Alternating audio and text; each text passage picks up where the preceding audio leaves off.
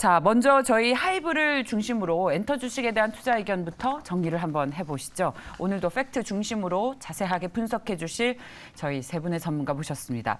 YG경제연구소의 차영주 소장, 한국투자증권 FC팀의 염정 팀장, 글로원 파트너스의 이성홍 이사 함께합니다. 어서 오십시오. 네, 안녕하세요. 네, 자, 첫 번째 주제 시작하시죠. 하이브의 추락, BTS 쇼크, 하이브 사태에 대한 이야기를 해보도록 하겠습니다. 자, 공식적으로 팀이 휴식기를 가져가기로 결정했고 뭐 여러 가지가 있겠지만 일단 부각된 것은 군대 문제라고 합니다. 하지만 또 어떤 일이 있는지 우리가 다 알 수 없죠. 자, 이 팬덤 산업의 지분은 어떻게 될지, 팬덤은 이미 산업인데 이걸 어떻게 분석하면 좋을지, BTS가 없는 하이브의 추락 언제까지 이어질까요? 세 분께 여쭤봤습니다. 자, 오늘의 주식은 14만 3천 원 기록하고 있는데요. 세 분께서는 어떤 의견을 가지고 있을까요? 저희 차영주 소장과 염정 팀장께서는 X, 이성우 이사는 세모의 의견을 주셨습니다. 자, 먼저 이 세모는 어떤 고민이 있으셨는지 이성우 이사께 먼저 여쭤보도록 하겠습니다. 추락이 이어질까요? 아니면 이 정도면 좀 과도하게 빠진 거라고 판단하십니까? 현재 주가만 놓고 보자면 과도하지는 않고 반영을 하고 있는 단계입니다. BTS 같은 경우에 가장 안 좋은 케이스를 반영하는 단계고요. 이 안 좋은 케이스 자체가 그 오프라인 콘서트가 열릴 예정인 부분의 이익까지 싹 뺐을 때의 시가총액 같은 경우는 한 5조 원 정도가 책정이 되거든요. 5조 원이요. 네. 네. 근데 여기에서 저희가 생각을 할 점은 지금 5조 원의 시가총액을 보고 하이브를 매수를 할 거냐 그 점인 거죠. 왜냐하면 이게 현재 뚜렷하게 이 BTS의 개별 활동 부분, 그다음에 그 오프라인 콘서트가 열리는지 마는지 부분에 대한 공식적인 입장이 안 나오고 있어요. 예, 그 점이 좀 문제가 되겠고요. 저희가 SM의 사례를 비추어 봤을 때는 SM 같은 경우는 개별 멤버들이 한 명씩 군대를 가면서 실제적으로 콘서트라든지 활동이 이어졌었거든요. 근데 현재 그 하이브 같은 경우는 좀 그런 점이 물음표로 지금 존재를 하고 있습니다. 그렇다 보니 제가 세모를 줬었고 회사 측에 좀 뚜렷한 입장이 필요하겠죠. 오프라인 콘서트 같은 경우를 예정대로 여는지 그러한 점에서 하나의 해소가 돼야 되겠고요. 이게 투자자 입장에서 보면은 그런 점, 이게 그 기업의 이익을 반영해 나가는 단계, 이러한 측면에서 지금 그 외부적인 변수, 내부와 외부적인 변수로 함께 주가가 훼손이 나타난 거기 때문에 좀 상당히 답답한 구간이고요. 개인적으로 엔터 업종 중에서 하이브를 방송에서 많이 말씀드렸었습니다. 그렇죠. 근데 이러한 그 안 좋은 모멘텀 같은 경우에서 저희가 시가총액을 환산해서 대응을 할 수 있는데 이 부분 자체는 지금 그 변수가 뚜렷하게 이게 안 좋은 케이스를 반영해 나가는 단계이기 때문에 그 환산한 시가총액을 대입해서 이게 뭐 이 정도 구간에서는 사야 된다. 그 접근보다는 그 현재 그 안 좋은 모멘텀이 해소되는지 그걸 주목해야 될 것 같아요. 네. 자, 지금 바닥이다라고 섣불리 얘기할 수 없고 말씀하셨던 것처럼 아직 더 이제 회사에서 공식적으로 얘기를 좀 더 해야죠. 그래서 어떻게 흘러갈지, 대응은 어떻게 할지를 좀 우리가 지켜보고 판단을 해야 할 텐데, 아, 또 우리 아미 아니겠습니까? 염정 팀장님과 저를 걱정하는 우리 시청자분들이 소상집일 것 같아요. 저희가 아미라서 굉장히 안타깝습니다. 이 K컬처를 주도했던 그런 우리나라 대표 문화인들인데 활동을 중단한다니요. 팬 입장에서도 굉장히 서운합니다. 사실 뭐 공식 입장은 사실 뭐 앞으로 일정에 대해서는 회사에서 공식 입장이 나와야 될 부분인데 일단은 공식 유튜브 채널을 통해서 멤버들의 의사가 좀 나왔다라는 부분에서는 이 부분에 대해서는 사실 상당히 고민을 했을 것이라고 생각을 하고 있고요. 그와는 별개로 사실 주주 입장이라든지 그렇죠. 주가를 보게 된다면 사실 엄청난 악재로 볼 수 있겠고요. 한마디로 현대차에서 자동차를 당분간 생산하지 않겠다라고 하는 거랑은 저는 안고 없는 찐빵이 되는. 지금 당장의 이제 시장의 충격을 보면 그렇게 볼 수 있겠습니다. 물론 타 아티스트들이 있지만 하이브가 이렇게 충격을 좀 강하게 받는 것은 아무래도 다른 엔터사들에 비해서 하이브가 BTS를 품고 있는 그릇이 너무 하이브보다 BTS가 더 크기 때문이다라고 저는 생각을 하고 있고요. 여기에 대한 앞으로의 죄송합니다. 목이 메어가지고.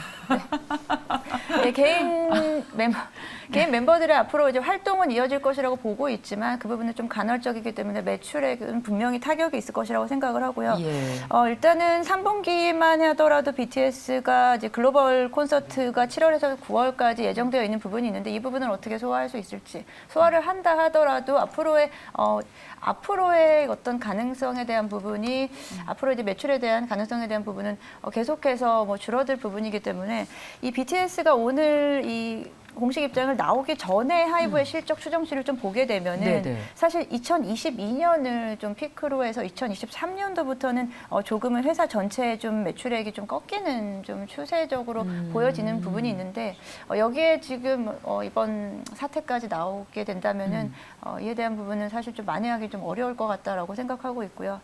타 아티스트들 그래서 이제 JYP라든지 다른 종목들을 제가 계속 말씀을 드렸던 게 결국은 상품에 다각하거든요. 그래서 예. 여기서 상품이라는 건 아티스트들을 좀 빗대어 이야기를 할 수 있겠는데 아무래도 리스크가 좀 덜 있는 지금 종목들이 이제 JYP라든지 다른 전 SM 정도로 좀 보고 있었고요. 그렇기 때문에 오늘 JYP는 그렇게까지 시장의 충격을 좀 같이 받고 있는 모습은 좀 아니다라고 보고 있습니다. 하이브 같은 경우는 지금으로서는 어떻게 해야 될 방향성을 역시나 뭐 투자자들 입장에서도 그렇고 회사 입장에서도 그렇고 아직은 좀 명확하지 않다라고 보고 있어요. 궁금한 게 이렇게 되면 2위권인 다른 엔터 3사의 경우 남자 아이돌 시장은 기회가 생기는 겁니까? 저는 사실 제가 이제 최근에 이제 흐름을 좀 보게 되면은 네. 최근에는 보이그룹보다 걸그룹에서 그 강세가 더 나타나고 있기 때문에 BTS가 빠졌다고 죄송합니다. BTS가 잠시 쉰다고 하더라도 네. 그에 뭐 보이그룹이 더 그에 대한 부분은 수혜를 본다라고는 저는 생각하지 않고요. 예. 그리고 또 우리 BTS 오빠들 대체할 아이돌은 없죠. 저는 이런 관점에서 보셔야 될 것으로 보여집니다. BTS가 이제 군대를 갔다 온다라는 것은 저는 하나의 일시적인 요소다라고 봅니다. 어차피 대한민국 남성이라면 모두 군대를 갔다 오고 군대를 갔다 와서 그 아티스트가 과거의 영광을 되찾는 것은 어떻게 보면 지금은 흐름이죠. 이들만 가는 게 아니고 일시적으로 잠깐 빠지는 것이지 다시 돌아올 수 있기 때문에 하이브에 있어 중기적 입장에서 본다라면 저는 그렇게 큰 악재는 아닐 수 있다. 그렇게 보고 싶습니다. 근데 저는 하이브를 버리겠습니다. 왜냐하면 지금 이것을 하이브는 상장 회사입니다. 주요한 그 매출처인 BTS가 빠지게 된다라는 것에 대해서 회사가 유튜브를 통해서 이렇게 발표할 게 아니라 회사가 공식 입장으로 언제 입대를 할 것이고 그거에 대해서 우리가 어떻게 대처할 것인가 입장 발표가 없다라는 것에 대해서 저는 너무너무나 솔직히 화가 나고요. 주주로서 주주가 아니라 이제 그 주식시장에 있는 사람으로 두 번째 입장에 보면 하이브가 2020년에 상장했습니다. 2021년에 유상증자를 했고요. 벌어들일 돈은 다 벌었습니다. 이제 와서 군대를 보내겠다? 물론 군대 가야죠. 근데 그거에 대해서 지금 이런 방구도 얘기가 없습니다. 돈을 벌 때는 이렇게 BTS를 활용해서 이렇게 하겠습니다. 우리 이렇게 상장하니까 우리한테 참여해 주십시오. 자, 유상증자 할 때도 우리가 이런 것을 가지고 커나갔을 테니까 유상증자 참여해 주십시오. 돈을 받을 때는 그렇게 얘기하던 분들이 왜 뒤로 사라지셨습니까? 저는 앞으로 하이브에 대해서 BTS가 어떤 활동을 하든지 간에 저는 이 주식을 쳐다보지 않겠다라고 개인적으로 말씀드리도록 하겠습니다.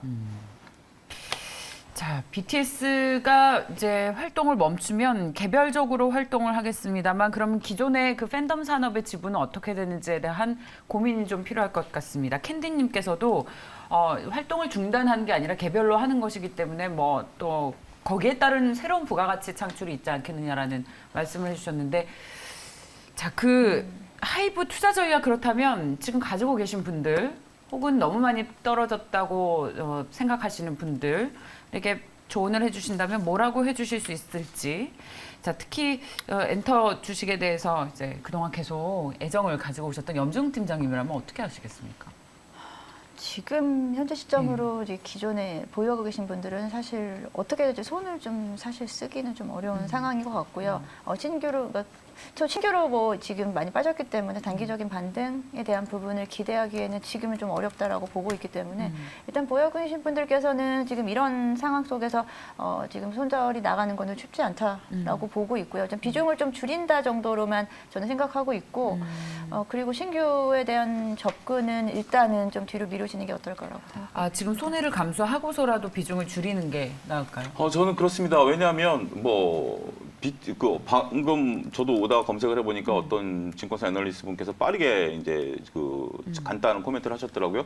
그분이 예상한 것을 보면 그 BTS 부분에 빠지는 게 한 7천억 정도 매출이 빠질 것이다. 그렇게 예상을 하셨더라고요. 그래서 지금 보니까 2020년도에 1조 9천억이니까 7천억 빠지면 한 3분의 1토 막 날아가는 거죠. 네. 뭐 그 정도라면 뭐 견뎌낼 수 있다라고 보여집니다. 근데 이제 PER이 지금 30배이기 때문에 이 PER이 낮아지게 된다면 매출이 줄어들고 PER이 낮아지게 된다면 주가는 떨어질 수 있겠죠. 하지만 이게 어떤 일시적인 트리거가 되고 나중에 이제 정상적인 상황이 된다라면 할 수 있겠습니다. 여러분들 여기서 판단 내리셔야 됩니다. 그러니까 지금 조금 나는 그래도 BTS의 어떤 성장성이라든지 그다음에 다른 어떤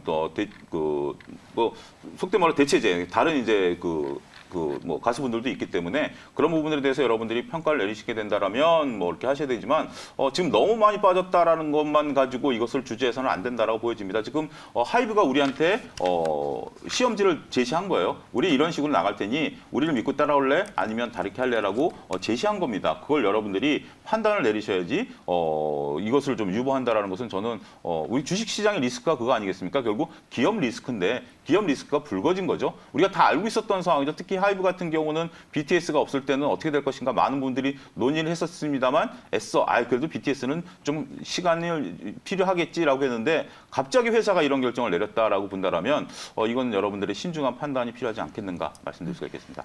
사실 개별 활동으로 인한 이제 매출액이라든지 앞으로 그런 부분들은 사실은 BTS가 완전체로 활동하는 것보다 파괴력이 상당히 좀 저는 작아질 거다. 예. 지금 개인 활동을 아무래도. 하겠다고 하는 부분은 예. 사실 그러니까 개인 멤버들의 어떻게 보면은 앞으로의 좀 장기적인 좀 그렇죠. 방향성 때문에 지금 고민하는 시기다라고 생각하기 때문에 개인 활동에 대한 부분으로 우리가 커버할 수 있지는 그렇죠. 어렵겠다라고 생각하고요. 그렇죠. 하이브 같은 경우가 큰 축이 BTS와 함께 그 위버스라든지 앞으로 뭐 NFT 사업이라든지 이런 쪽으로 앞으로 신사업의 모멘텀을 가져갔어야 되는데 그 부분은 사실 BTS를 얹고서 갔어야 됐던 부분입니다. 근데 그 부분이 빠짐으로써 위버스라든지 그런 다른 플랫폼에 대한 활동이 얼마나 좀 드라이브를 걸 수 있을지에 대한 부분이 좀 많이 아쉬운 부분입니다. 네. 자, 하이브 안타까운 소식이 전해졌고 특히 주식 투자하시는 분들 입장에서도 지금 너무 많이 떨어져서 상심이 크실 텐데 당분간은 회사에서 또 앞으로 스케줄에 대해서 어떤 입장이 나오는지 계속 지켜보도록 하겠습니다. 자, 분위기 바꿔서 현대차를 좀 볼까요? 화물연대 파업으로 가장 큰 피해를 봤었기 때문에 현대차의 주가는 오늘 오르고 있습니다. 협상이 됐죠. 8일간의 파업을 마치고 협상 완료가 됐습니다. 사실 이번 주까지 협상 안 되면 국가 전체에 미치는 영향이 좀 커지지 않을까 했는데 그나마 참 다행입니다. 자, 그렇지만 또 산 건너서 또 산이 있죠. 결국은 운임이 오르는 거라서 이 제조업들의 원가가 모두 올라간 것도 맞습니다. 화물연대 파업 종료에 따른 주식시장의 영향, 현대차 주가 시동 걸겠습니까? 세 분 모두 긍정적인 시각을 전해주셨네요. 이성우 이사님, 오늘 주가가 많이 오른 이유, 화물연대 파업 종료가 가장 크겠죠? 네, 일단은 뭐 화물연대 파업을 통해서 비용이 뭐 1일 기준으로 한 1,000억 정도 미칠 수 있는 부분이 해소되다 보니 오늘은 반등으로 화답을 하는 걸로 보이고요. 다만 그 가까운 데이터 같은 경우가 지금 뭐 해외 판매라든지 그게 데이터가 빠지고 있거든요. 예. 그렇다 보니 주가는 뭐 시장과 함께 이렇게 조정이 나온 상황입니다.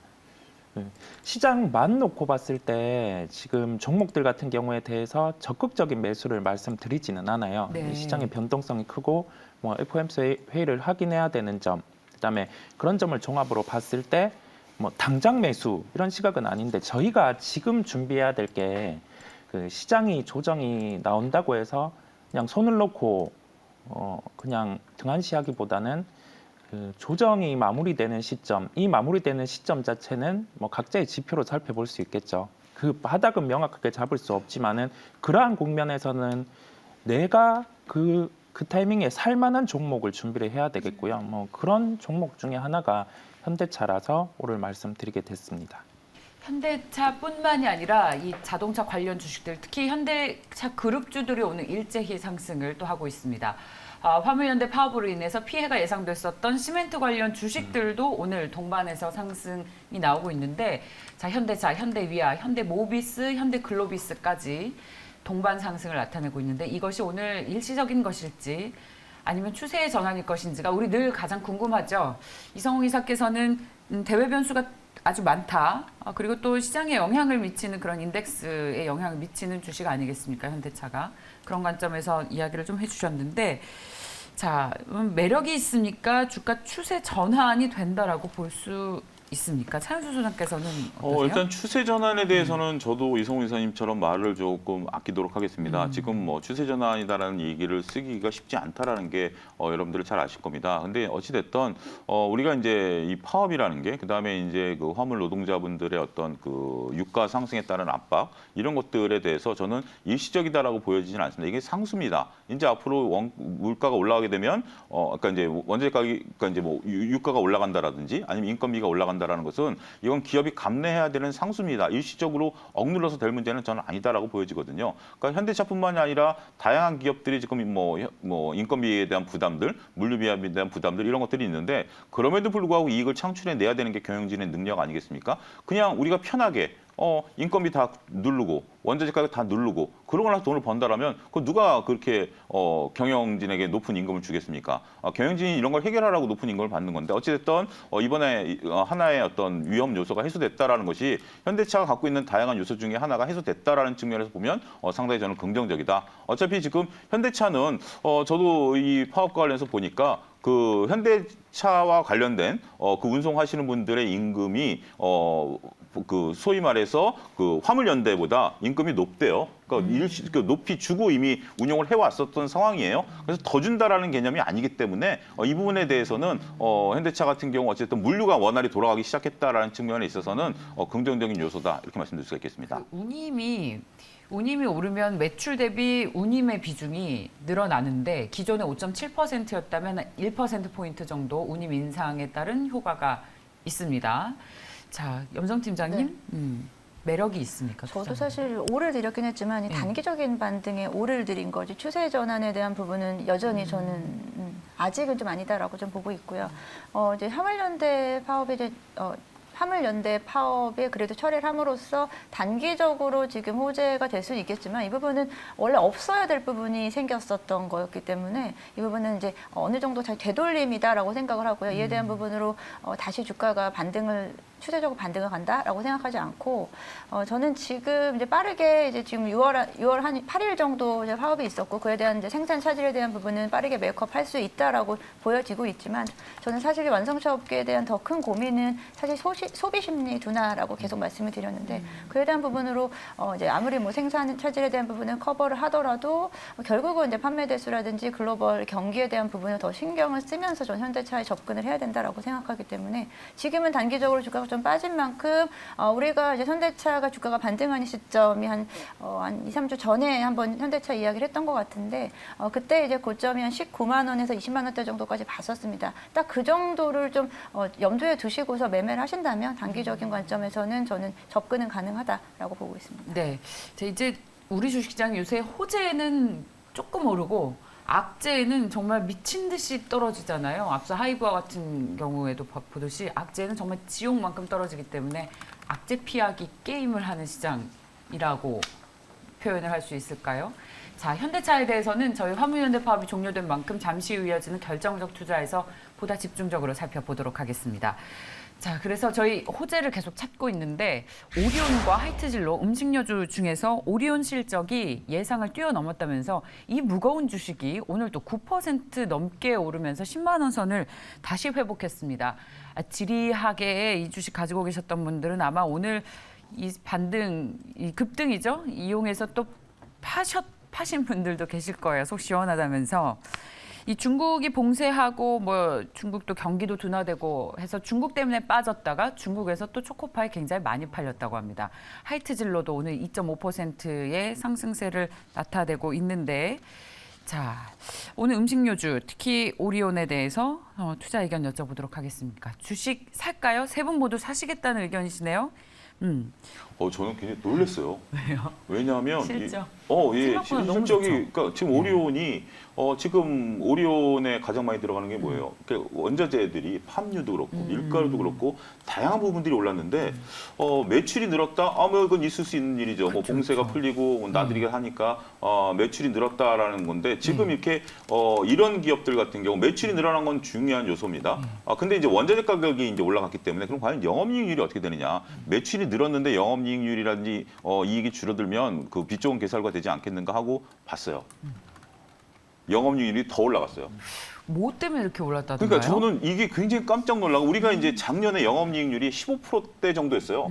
근데 지금 4월, 5월 영업이익률을 계산해 보니까 16%예요.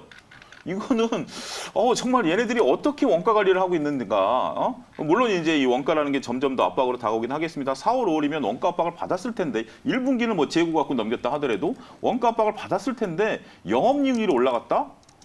저는 정말 이거는 정말 서프라이즈입니다.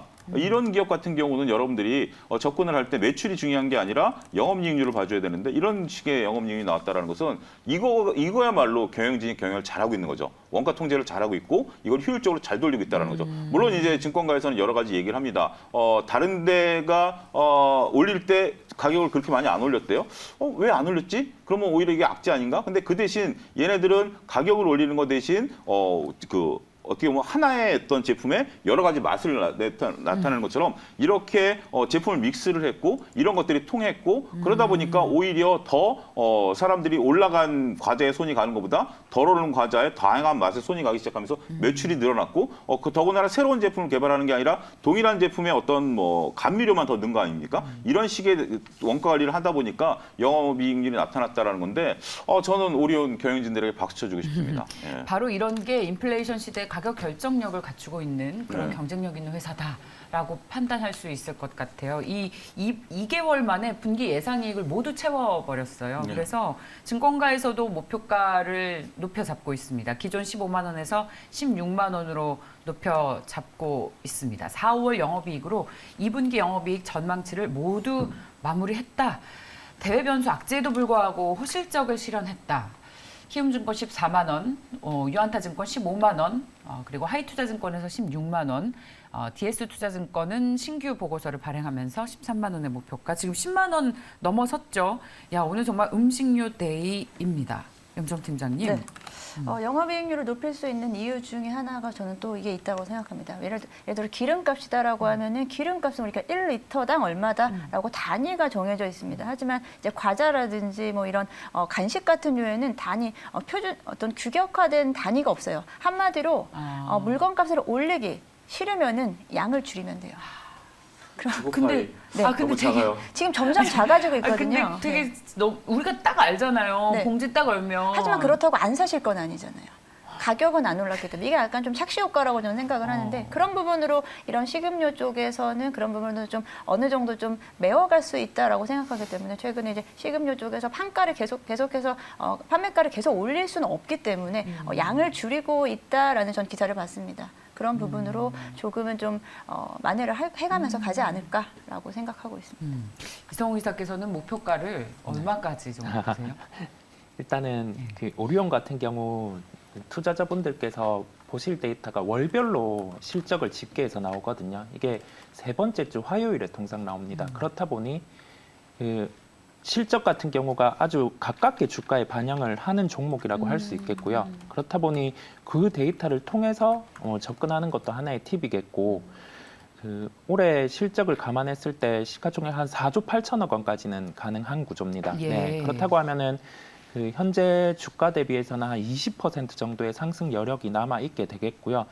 시장만 봤을 때 시장을 감안하지 않고는 오늘 무조건 시가에도 매수를 해야 되는 종목이기도 해요. 오리온이요? 네, 이런 지금 실적 같은 경우 아까 9% 넘게 올라도 말씀을 해주신 것처럼 그 매출액이라든지 영업이익이 구조상에서 영업이익률의 개선이 나타났다는 그 점이 포인트거든요. 그 다음에 국가별로 봐서도 중국 부분, 러시아 부분 이러한 포지션 자체가 긍정적으로 나타났다는 점인데 이게 시장이 뭐 일반 시장이라고 하면은 오늘 원래는 무조건 매수입니다. 근데 저희가 이러한 시장 현재의 뭐 변동성이 큰 시장 구조에서 놓고 봤을 때 그 현대차의 종목을 말씀드릴 때 톤처럼 시장이 조정이 나왔을 때 필수적으로 봐야 되는 음식료 업종 중에서는 뭐 탑픽군이라고 말씀드릴 수 있겠습니다. 네. 그렇군요. 이렇게 많이 오르는데 지금 사라고 나빴어요 하시는 분들도 계시는데 실적을 보면 지금이라도 사야 하는 주식이다. 매수를 하시고요. 편의점에 나가셔서 초코파이를 하나 드십시오. 그럼 주가 올라갑니다. 그래서 하이트질로 저희가 한 것은 저희가 이제 어제 굉장히 매출을 많이 올려드려서 또 하이트질로를 봤는데 음식료 데이 오늘 오리온을 필두로 살펴봤고 탑픽 주식이다 음식료 가운데서라고 말씀을 하셨습니다. 그 실적 개선이 국내뿐만 아니라 해외 지사에서요. 많이 샀대요. 대량 구매로 원자재 가격을 낮춘 게 또 주요했다고 합니다. 그래서 반품률과 물류 비용도 줄였고 해외 법인도 고른 성장세를 보이고 있다고 합니다. 야, 오리온이 또 이렇게 많이 오르네요. 오늘 탑픽 주식으로 살펴봤습니다. 자, 다음 이슈로 넘어갈까요? 자, 저희 증권 광장 주식이라고 명명하겠습니다. 공구음원 또 가격 제한폭까지 올랐습니다. 저희가 저희 개편하면서 소개를 해드렸으니까 한 달도 더 됐죠. 여러분께 소개를 드린 이후에 이런 주식도 있나 했었어요. 그런데 이 무상증자 호재가 나오면 요즘 또 주식시장에서 아주 반깁니다. 그 테마주들이 굉장히 활발한 것은 그만큼 시장에 대안이 또 없기 때문이기도 한데 그래서 저희 공구음원 오늘 증권 광장 주식인 만큼 여러분들께 다시 한번 AS 해드리겠습니다. 투자 전략 지금쯤 팔까요? 아니면 계속 가져가도 되겠습니까? 자, 차영주 소장과 염정팀장께서는 X를 주셨고요. 이성우 이사는 세모입니다. 요즘 무상증자 얘기가 나오면 노터스 아시죠? 노터스. 어딜 가나 술자리든 밥자리든 다 노터스 여쭤보시더라고요. 제2의 노터스다 라면서 공구음원에 대한 관심 높아지고 있는데 이제 팔 때인가요? 저는 공공음원 보시는 분들에게 노토스 차트를 보시라고 말씀드리고 싶어요. 그러니까 지금은 살 때도 팔 때도 아무것도 못 하고 있는 할 수밖에 없는 지켜볼 수밖에 없는 구간이다라고 좀 생각을 하고 있고요. 공구음원뿐 아니고 그냥 노터스를 시작으로 뭐 공구음원으로 인해서 사실 지금 신규 상장주들이 난리가 났습니다. 지금 시장에서 좋아요. 사실은 시장에서 사실 이러면 안 되는데 이제 공구음원 같은 경우가 그 청약 공모 당시에 기관 수요 예측의 경쟁률이 7대1이었어요. 7대1이면 거의 지금 뭐 낮았어요. 가장 최저다라고 볼 수 있는데 아무도 관심을 안 가졌었는데 이런 종목이었고 심지어 공모 확정가가 공모가 하단을 한참 하회했던 종목입니다. 그렇기 때문에 사실 시장에서 거의 주목을 받지 못할 것이라고 예상을 했고 그런데 이상하게 계속 오르는 거예요. 그 이유에 대해서 사실은 아무도 몰랐지만 이런 식으로 무상증자에 대한 공시가 나오면서 그러면 다른 신규 상장 종목들도 기대감을 괜히 갖게 하는 어떻게 보면 조금은 좀 합리적으로 설명하기는 어렵다라고 생각하고요. 그렇기 때문에 지금 시장에서 갈 데 없는 자금들이 그런 종목들을 좀 몰리고 있다라는 부분은 사실은 상당히 좀 우려 섞이면서도 사실 좀 재밌다라고 표현을 할 수 있겠습니다. 저는 여러분들이 오해하고 있는 것 중에 하나가 지금 이제 노토스 같은 경우 제가 기사를 보고 있는데 노토스에서 이렇게 얘기를 했어요. 대규모 무상증자, 주주가치 제고. 저는 여태까지 30년 가까이 주식시장에 있었습니다. 무상증자가 주주가치를 제고한다는 얘기 논리를 이해 못하겠습니다. 이게 왜 그러죠? 여러분들 무상증자를 한다는 것은 자본금을 늘리는 거예요. 그러니까 자본 안에 자본금이 들어가 있는데 자본금을 늘리는 걸 증자라고 하고 그 방법은 두 가지가 있죠. 유상증자와 무상증자. 유상증자는 주주들에게 돈을 달라라는 거고 무상증자는 회사에 있는 돈을 자본금으로 옮겨 놓는 것뿐입니다. 회사의 자본 총계는 변함이 없는 상황이에요.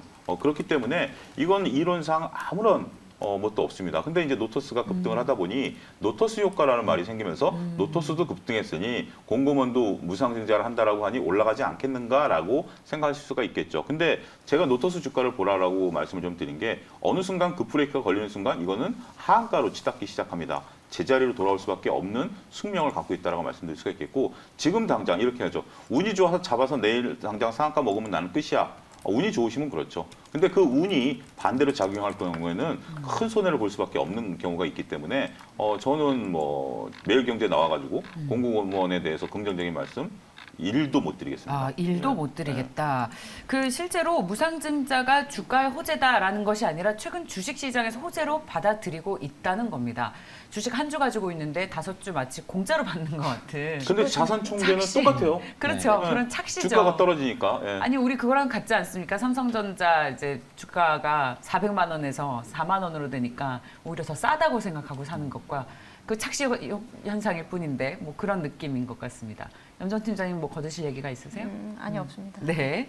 근데요, 공구먼을 우리가 또 너무 폄하만 할 수도 없는 게 이게 실제로 실적이 좋아요. 네네. 실적이 좋아요. 이 매출도 볼까요? 1분기 매출과 이익이 굉장히 많이 늘면서 실적 호전이 주가에 영향을 미쳤는데 1분기 매출이 100억, 전년 동기 대비 31% 늘어난 거고 이익은 15억 원으로 54% 늘었습니다. 이게 공구먼이 빅사이즈인 분들을 위한 의상인데 그 구매층이 굉장히 넓다고 해요. 사실 빅사이즈이신 분들이 사입을 예쁜 옷이 많지 않아요. 예전에 우리 한 이태원 이런 데 좀 가고 겨우겨우 골랐었는데 이제 그런 분들에게 예쁜 옷을 입을 수 있는 기회를 준 거의 뭐 그런 대표적인 회사라서 실적도 좋고 구매층도 탄탄해서 호평을 많이 받았습니다. 네. 네, 실적적인 측면, 그다음에 사업적인 측면에서 틈새 시장을 공략을 잘한 사업이라고는 할 수 있습니다. 다만 저희가 알아야 될 게 지금의 주가 상승 같은 경우는 비이성적이고요. 예, 최근에 시장에 하나의 트렌드라고 해야 될까요? 뭐 무상증자를 하는 종목 같은 경우가 뭐 상한가를 가고 한 가지 사례를 봤다 보니까 이제 다 하는 거죠. 다른 기업, 뭐 맞아요. 우리도 따라하고 그다음에 그 시가총액에서 지금 1,000억에서 2,000억 사이의 신규 상장주들이 강세를 나타냈었습니다. 뭐 청담글로벌이라든지 이런 종목들인데요.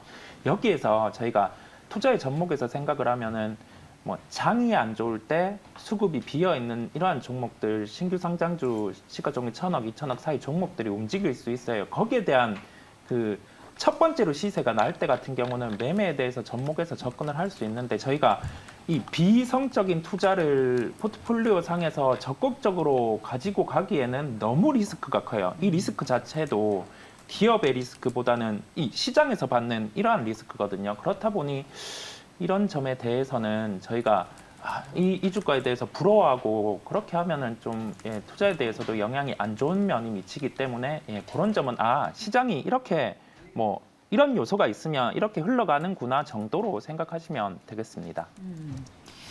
좋습니다. 자, 공구먼에 대한 정말 뜨거운 토론이 채팅창에서도 이루어지고 있습니다. 무증으로는 공구먼, TS인베, 노터스, 모트렉스, 에코캡, 태웅로직스, 그리고 신규 주식은 청담글로벌, 가온칩스, 염성팀장님께서 뭐 가온칩스, 원준 뭐 이런 종목들이 요즘 굉장히 많이 급등세를 나타내고 있죠. 시장이 또 어려울 땐 이런 종목들이 또 활발한 움직임을 나타내기도 해서 살펴봐 드렸습니다. 공구먼 봤고요.